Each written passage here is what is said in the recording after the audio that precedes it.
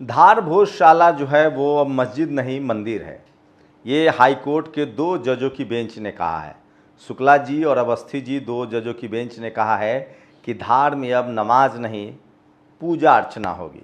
ये बड़ी खबर है जिस पर हम विस्तार से बात करेंगे। दूसरी बड़ी खबर है, सोचिए, राजकुमार भाटी गुर्जर समाज से आते हैं, ओबीसी समाज से आते हैं, समाजवादी पार्टी के बड़े प्रवक्ता हैं, सोशल जस्टिस सामाजिक न्याय के बड़े पैरोकार हैं, पेशे से पत्रकार भी रहे हैं, पढ़े लिखे हैं, लगातार जातिवाद के खिलाफ बोलते रहे हैं। अब वो निशाने पर हैं, जैसे प्रियंका भारती और कंचना यादव थे। अगर आप खुलकर बात करेंगे जातिवाद के खिलाफ, गैर बराबरी के खिलाफ, तो आपको टारगेट किया जाएगा। और सोचिए, विडंबना देखिए, राजकुमार भाटी पर कोई एक दल नहीं बोल रहा है, किसी भी दल के ब्राह्मण समाज के नेता पीछे नहीं है।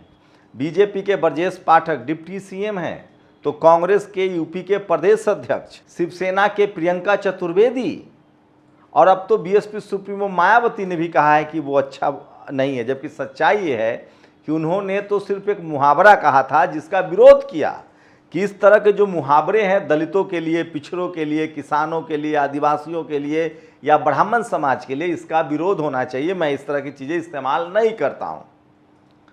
तो क्या उनका पॉलिटिकल ग्राफ बर्बाद करने की कोशिश है? आज चीफ जस्टिस ऑफ इंडिया ने एक बड़ा बयान दिया है। एक वकील साहब है, उन्होंने एक याचिका लगाई थी कि मुझे दिल्ली हाई कोर्ट में सीनियर एडवोकेट का दर्जा मिले। उसके बाद उनके फेसबुक प्रोफाइल को देखकर सुप्रीम कोर्ट के चीफ जस्टिस ऑफ इंडिया ने कहा कि आजकल कॉकरोच और पैरासाइट्स हो गए हैं युवा, जो बेरोजगार युवा है वो कॉकरोच और पैरासाइट्स की तरह काम कर रहे हैं। वो सोशल मीडिया इन्फ्लुएंसर बन जाते हैं, सोशल मीडिया के पत्रकार बन जाते हैं, कुछ पत्रकार हैं, कुछ आरटीआई एक्टिविस्ट हैं, और ये सब सिस्टम पर सवाल उठाते हैं। यहाँ तक कह दिया उन्होंने कि हम तो वकीलों की डिग्री चेक करवाना चाहते हैं सीबीआई से। हमें पता है कि फर्जी वकील घूम रहे हैं, हमें ये भी पता है कि बार एसोसिएशन कुछ नहीं करेगा क्योंकि उनको इनका वोट चाहिए। ये सबसे ज़्यादा सोशल मीडिया पर वायरल है, इस पर भी विस्तार से बात करूँगा।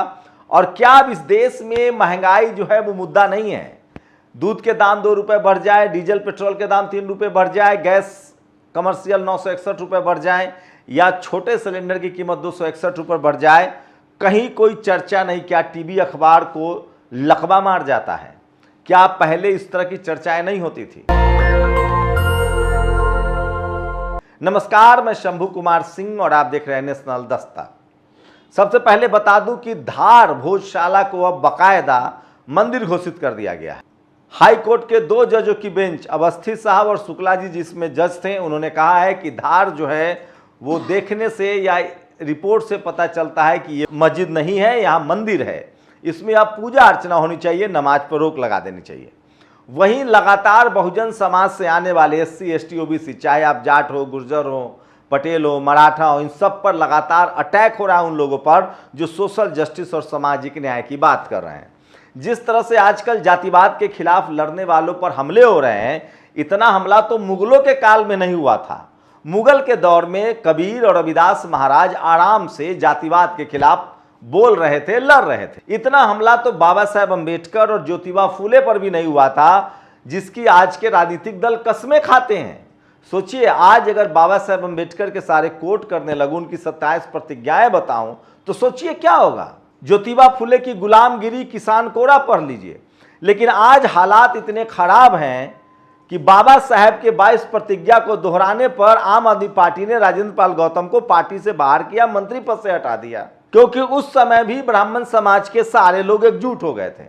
अब यही बात राजकुमार भाटी के साथ हो रहा है। उनके पंडित एक तो कह रहे हैं कि इसको मार दो, एक वकील जो ग्वालियर कोर्ट का वो कह रहा है उसको पीटो, हथियार लेके निकलो, मैं इनाम दूंगा। सोचिए, ये सरेआम पॉलिटिकल नेता बयान दे रहे हैं। ब्रजेश पाठक ने बयान दिया है, जो कि बीजेपी के नेता है, प्रियंका चतुर्वेदी शिवसेना की नेता है, अजय सिंह कांग्रेस के नेता है। जबकि सच्चाई है कि राजकुमार भाटी जातिवाद के खिलाफ बोलते हैं, जातिवाद पर कोई बहस ही नहीं होती है। इसी तरह से कंचना यादव और प्रियंका भारती को टारगेट किया गया था। एक टेलीविजन चैनल पर प्रियंका भारती को कहा गया कि देश में रहने लायक नहीं हो। उसके बाद प्रियंका भारती ने करारा जवाब दिया, कहा कि मेरा डीएनए टेस्ट करवा लो और अपना डीएनए। तो सोचिए, क्या जानबूझकर जो दलित, पिछड़े, किसान, आदिवासी, अल्पसंख्यक समाज के लोग हैं, सोचिए आज सोनेलाल पटेल होते, मानवर कांसीराम साहब होते, जगदेव बाबू होते तो क्या होता। वो छोड़िए, ज्योतिबा फुले और बाबा साहेब अम्बेडकर भी आज बात कर रहे होते तो क्या होता। जबकि सारे राजनीतिक दल उनको फूल माला चढ़ाते हैं। उनके सारे काम को पढ़िए, उनकी किताबें पढ़िए, वो सब जातिवाद के खिलाफ लिखा गया है। और राजकुमार भाटी का पूरा वीडियो सामने है। उन्होंने कहा था कि जो जाति सूचक मुहावरे हैं वो बर्दाश्त के बाहर हैं, वो खत्म होने चाहिए। उन्होंने ये भी कहा कि जनरल कैटेगरी के ब्राह्मण समाज के खिलाफ भी जातिवाद है। लेकिन सवाल है कि जब कुछ ऐसे प्रोग्रेसिव लोग, अब सोचिए एक ओझा जी हैं, टीचर हैं, उन्होंने बकायदा आज तक के एक पॉडकास्ट में जाके क्या क्या बोला है, हम लोग बोल देंगे तो भावनाएं आहत हो जाएंगी। उन्होंने भगवान परशुराम के क्षत्रिय विहीन करने पर बोला कि राजनाथ सिंह कहां से आ गए। उन्होंने कहा कि भारत के लोग सुनाते हैं कि हमने ये राक्षस मार दिया, वो राक्षस मार दिया, डेट नहीं बताते हैं कि कब मारा। जबकि चीन, जापान के लोग कहते हैं कि हमने चीन को हराया था। ये बकायदा पॉडकास्ट में। हम लोग तो वैसे ही किसी भी धर्म और जाति के खिलाफ नहीं बोलते हैं, हम लोग जातिवाद के खिलाफ बोल रहे हैं। और क्या जातिवाद खत्म हो गया है? बिल्कुल नहीं, जातिवाद और महीन हो गया है। अब जातिवाद गांव में नहीं है। जब दलित, पिछड़े, किसान, आदिवासी, अल्पसंख्यक पढ़े लिखे नहीं थे तब जातिवाद गांव में था। अब जातिवाद शहरों में है, नौकरी में, मीडिया में, जुडिशियरी में है। राजस्थान में वैकेंसी निकलती है, देखिए किस तरह से SC ST OBC के असिस्टेंट प्रोफेसर की सीटों की चोरी कर ली गई। इकोनॉमिक वीकर सेक्शन के सीटों को बढ़ा दिया गया। क्या ये किसी से छुपा हुआ है? RO की वैकेंसी में यूपी में किस तरह की बेईमानी होती है, किस तरह से इस देश के इंटरव्यू में नंबर काट लिए जाते हैं, क्या ये सब सच नहीं है? क्या इस देश में दलित, पिछड़े, किसान, आदिवासी, अल्पसंख्यकों के लिए, छात्रों के लिए, नेताओं के लिए, यहां तक कि मैं कह रहा हूं पॉलिटिकल लीडरशिप में आप देखिए, खुद बीजेपी में ही 7 बार के सांसद मिनिस्टर ऑफ स्टेट होते हैं, जबकि वो बिजनेस घराने से हैं। और 2 बार की जो राज्यसभा सांसद है वो फाइनेंस मिनिस्टर होती हैं। ये किससे छुपा हुआ है? इस देश में जातिगत भेदभाव लगातार जारी है, वो अपना रंग बदलता रहता है। पहले गांव में जातिवाद होता था, आज भी होता है, लेकिन अब उसका असर व्यापक नहीं है। अब जातिवाद हो गया है पावर सेंटर्स में, media, judiciary, college, university, bureaucracy, business. एक भी इस देश के मीडिया तो जातिवाद का अभेद किला है। हाईकोर्ट, सुप्रीम कोर्ट में दलित, पिछड़ा, किसान, आदिवासी, अल्पसंख्यक जज हो सकता है। कॉलेजियम भी 1-2 सीटें दे रही है। आप नासा और इसरो में भी जा सकते हैं। लेकिन क्या मजाल है कि आप टीवी अखबार में संपादक हो जाएं, बड़े पत्रकार हो जाए, मीडिया घराना की बात तो अलग है। दूसरा सबसे बड़ा जातिवाद का अड्डा कॉरपोरेट है, वहां तो एंट्री ही बैन है, सोचिए। लेकिन सवाल है कि इन पर जब आप बात करेंगे, पहले बात करने का स्पेस था, अब आप बात करेंगे तो आपको ही जातिवादी घोषित कर दिया जाएगा। मतलब सोचिए, जो पीड़ित है वो उसको जातिवादी कहा जा रहा है। जिन लोगों ने जातियां बनाई, मोहन भागवत ने खुद कहा है, जो लोग जाति के लाभार्थी हैं और जो लोग जाति के नाम पर सारे असंवैधानिक काम करते हैं, गिरोह बना के काम करते हैं, वही लोग जब आप जातिवाद के खिलाफ बात कीजिए तो आप पर हमला करते हैं। एक बड़ी विडंबना है और इस पर तभी खत्म होगा जब बहुजन समाज के सारे लोग एकजुट होकर जातिवाद के खिलाफ बोलेंगे। नहीं तो समय समय पर कभी जगदेव बाबू की हत्या हुई, कभी रामस्वरूप वर्मा का प्रतिकार किया गया। कौन ऐसा हमारे महापुरुष है जिन्होंने जातिवाद के खिलाफ लड़ा हो और उनको जिंदगी आराम से जीने दिया गया हो? यह सबसे बड़ा सवाल है। अब सोचिए दूसरी बड़ी खबर, महंगाई। लगता है इस देश में महंगाई लोगों ने आत्मसात कर लिया है। लगता है जैसे महंगाई अब कोई मुद्दा ही नहीं है। 3 रुपए दाम बढ़ जाए डीजल पेट्रोल के, चारों तरफ सन्नाटा है, टीवी अखबार में कोई खबर ही नहीं है। क्यों? क्या यह संभव था पहले? मनमोहन सिंह भी प्रधानमंत्री थे, देवगौड़ा भी प्रधानमंत्री थे।